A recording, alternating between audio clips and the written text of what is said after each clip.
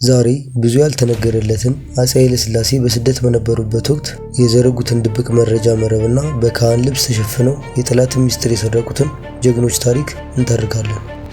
በ1928 የፋሺስት ጣሊያን ጦር ዘመናዊ መሳሪያዎችን ታጥቆ ኢትዮጵያን በወረረበት ወቅት ጦርነቱ በአምባላጌና በማይጨው ግንባር ብቻ አልነበረም። ከአድማስ ባሻገር በአውሮፓ ከተሞች፣ በቤተ ክርስቲያን ቅጽሮችና በዲፕሎማሲ አዳራሾች ውስጥ ሌላ እጅግ አስደናቂ የሆነ የአእምሮ ጦርነት ይካሄድ ነበር። ዛሬ ብዙም ስላልተነገረለት የስለላ ታሪክ እናወራለን። እስከ ቪዲዮ ማብቂያ አብራችሁን ቆዩ።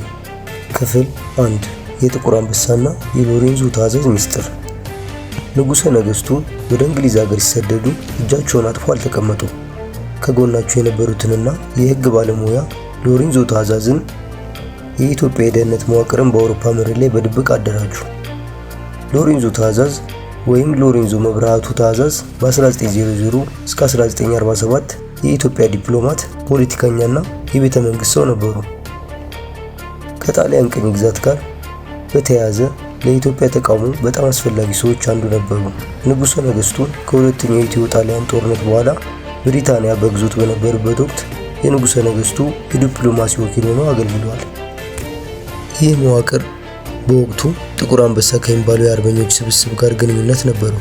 ዋና ስራቸው የጣሊያን ጦር እንቅስቃሴን መከታተል፣ የዲፕሎማሲ መረጃዎችን መስረቅና ለአርበኞች የሚሆን ድጋፍ ማሰባሰብ ነበር።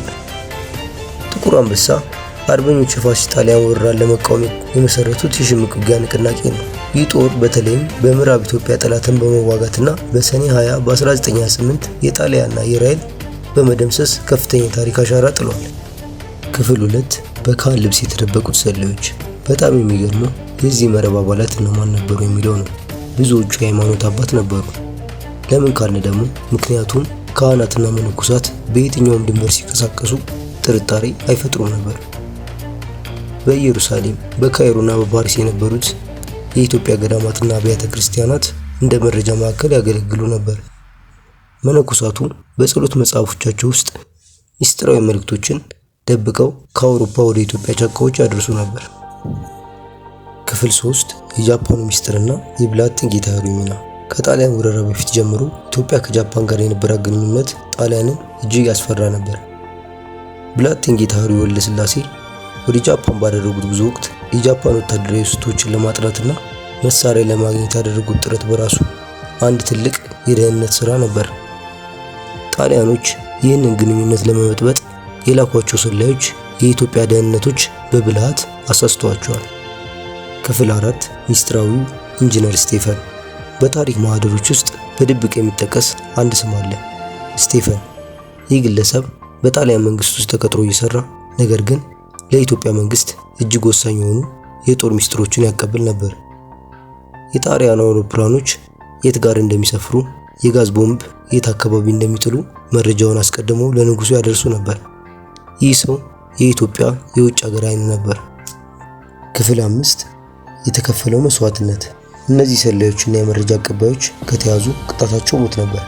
በሮም ከተማ ውስጥም ሳይቀር የኢትዮጵያ ባንዲራን እያውለበለቡ የታገሉና መረጃ ያቀበሉ ኢትዮጵያውያን በፖሊሶች ተይዘው ተረሽነዋል። ነገር ግን ስማቸው በታሪክ መዝገብ ላይ በደመቀ ሁኔታ አልተጻፈም። የአፄ ኃይለ ሥላሴ ድል በዲፕሎማሲ ብቻ የመጣ አልነበረም። በስተጀርባው እንዲህ ያለ ሚስጥራዊ ደፋር የደህንነት ሰዎችም ደም አለበት። ዛሬም ድረስ በየገዳማቱና በየቤተ መዛግብቱ ውስጥ ያልተነገሩ ብዙ ሚስጥራዊ ደብዳቤዎች አሉ። ኢትዮጵያ በአውሮፓ መሬት ላይ ሰላዮችን አሰማርታ የጠላቷን ሴራ ስታከሽፍ የነበረችበትን ታሪክ ለሀገራችን የደህንነት ሥራ ጥንታዊነት ትልቅ ማሳያ ነው። በዚህ ታሪክ ምን ተሰማችሁ? የሀገራችን ጀግኖች ታሪክ ለዓለም ማሳወቅ የሁላችንም ድርሻ ነው። ይህ ቪዲዮ ከወደዳችሁት ላይክ ማድረጋችሁ እንዳትረሱ። እንደዚህ ያሉ ያልተሰሙ ታሪክ ሚስጥሮችን እንዲቀጥሉ ከፈለጋችሁ ኮሜንት ላይ ይቀጥል ብላችሁ ጻፉልኝ። ለቻናሉ አዲስ ከሆናችሁ ሰብስክራይብ ማድረጋችሁ እንዳትረሱ። በሚቀጥለው ቪዲዮ እስከምንገናኝ ቸር ሰንብቱ።